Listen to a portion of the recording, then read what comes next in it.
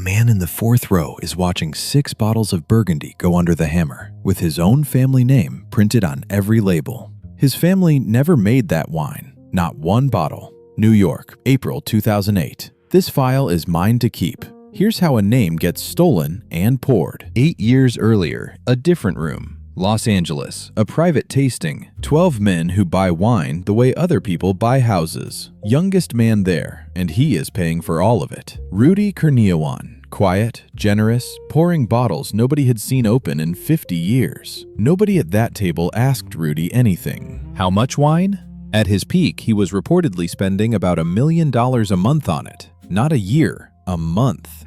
Merchants held rare cases back for him. He paid before he tasted, and a man who pays first gets called serious. Cases kept coming because the money always cleared. Collectors gave him a nickname, Dr. Conti, after the most expensive vineyard on earth. A compliment, and also a shield. Ask where a bottle came from, and he would talk about old European cellars, quietly, already reaching for the next one. Who fakes wine he drinks himself? Listen, he drank plenty. 2 in the morning, a kitchen in Arcadia, California. The part those dining rooms never saw. Cheap Napa Red on the counter. Empty bottles from the great estates, rinsed and standing in a row. A funnel and a kettle. Toner and cold sink water. That is what the money smelled like. His work was patient. Blend, taste, adjust. Labels soaked off cheap bottles overnight because old paper lets go slowly, like a stamp on an envelope. New labels printed, corks stamped, wax poured warm over the top. Then the next bottle.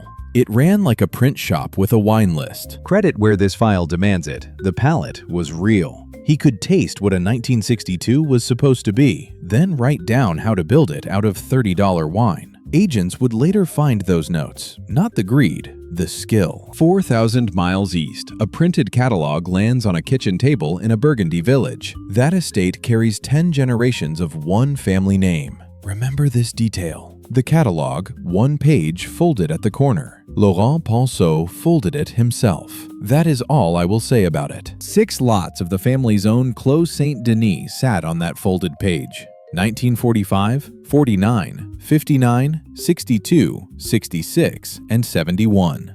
Domaine Ponceau, Clos Saint-Denis, 1945. Printed clean on heavy paper, mailed to the richest cellars on earth. He read the line twice. Here is what matters more than anything else in the case. Those vines came to the family late, in his father's time. The first Ponceau Clos Saint-Denis in history went into bottle. 1982. So a 1945 Ponceau Clos Saint-Denis is not rare.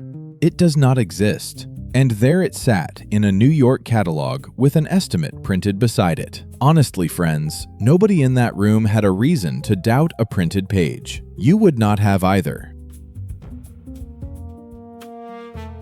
By 2006, he was not only buying. 2 auctions of his own cellar in 1 year sold about $35 million of wine, a record the trade had never seen. Buyers flew in. The hammer came down on the last lot. The room applauded because his record flattered them all. Back in Arcadia, the kitchen kept working. Agents would later count thousands of labels in that house. Printed sheets, blank sheets, rubber stamps of the great domains, corks, sealing wax. Every stamp looked right. One read, Domaine de la Romanie Conti, 1962. It had never been near Burgundy. Meet the man who counts. Bill Koch collects the way museums collect, and he had already been burned once by fake bottles years before. He did the thing almost nobody does with a suspect bottle. He checked. Investigators went on his payroll, so a laboratory started sending him bills. A lab does not care what a bottle costs. It measures. Glass carries a date. Print leaves dots under a lens. Paper made in 2005 cannot pretend to be 60 years old, whatever is written across it. Bottle after bottle came back wrong. Nobody had checked before. Look at what that took. No raid, no warrant. A private citizen paying men to read paperwork for years because no agency was going to open a case about wine. Boxes of invoices, coffee going cold over them. They mapped where the bottles had come from. Every road ran back to Los Angeles. Burgundy, the morning of the sale.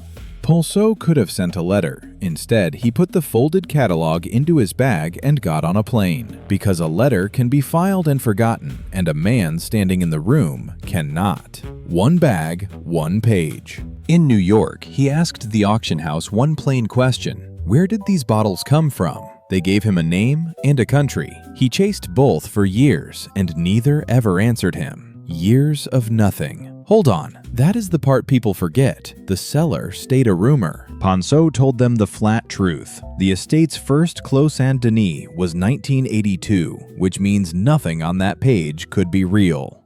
Somebody went to check the records. Of course they did. Somebody else went looking for the man who had sent the wine. 6 lots came off the sale. Now watch the room. The sale runs. Paddles go up on the Bordeaux. A clerk reads a change from the rostrum. The 6 Ponceau lots are withdrawn. 6 bottles gone from the catalog in a single line. Nobody claps. In the 4th row, a farmer sits down. That was all that happened. 6 lots pulled, one afternoon, one room. Everything else he had ever sold was already gone. Poured at dinners, stacked in cellars from London to Hong Kong, resold twice over. No arrest, no case. That night he flew home and slept. He did not stop, because nothing had told him to. The consignments kept coming. Then a loan. Bottles pledged to a lender as security. He told the lender what that cellar was worth, calmly, with a list to prove it. The lender said yes. Wine that did not exist against money that did. What finally moved was the paperwork. Years of it, out of Koch's pocket, landed on a federal desk. Koch reportedly spent more chasing the fakes than they had cost him. Wine fraud is a strange thing to charge, really. So they charged the paper, mail, wire, and a lie to a lender. March 8, 2012, Arcadia, California. Early morning. Agents at the door with a warrant, and behind that door, the whole business laid out across the counters. Labels drying on trays, stamps in a box, corks sorted by estate, bottles standing half-filled. Nobody ran. There was no smoking gun, or rather, there was a workshop. Thousands of labels by the government's count. For years, that kitchen had been telling the truth to nobody at all. The only honest room in the house. They put him in a room with a long table and a camera in the corner. Nobody shouted. Nobody in that trade ever shouts. He answered some questions and stopped answering the rest, which is his right. Nothing changed because the house had already spoken for him. December 2013, a Manhattan courtroom. 6 weeks of witnesses, and one exhibit was a printed auction page with a folded corner. You remembered the folded page, friends. It carried a number stamped on it now. Paperwork was his gift, and paperwork is what convicted him. The jury files back in. Everyone stands. Guilty. On the wine and on the loan he had taken against it. Nobody moved. He sat down slowly. The room had stopped being about him. August 2014, Judge Richard Berman gave him 10 years in federal prison. Then the money. $20 million forfeited, $28.4 million in restitution, what a court orders paid back to the people whose cellars he filled. He pays it for the rest of his life, on paper. And here is the coldest line in the file. Nobody in that market was tricked. They preferred not to look. Looking meant emptying their own cellars. He served his term, was released, and was removed from the country in 2021. And the bottles? Thousands were never recovered because a fake bottle destroys the evidence itself. It gets drunk at somebody's anniversary.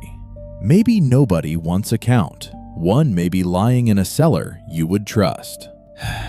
And the man from the 4th row went home to his village. Not rich the way that room was rich. He still walks the rows his father walked. The name on his bottles means what it says. This ground, this year, this family. Picture him at that kitchen table again, before any of it. His catalog in front of him, the corner still folded, nothing decided yet. One letter would have been enough. It was never sent. So tell me in the comments, where would you have stopped this? At the folded page? Or never? Karma does not shout, friends, and it does not hurry. It waits for somebody to read the page. Next in the file, a man who sold the same apartment to 4 different families and kept a key to every one. Subscribe. The archive never closes.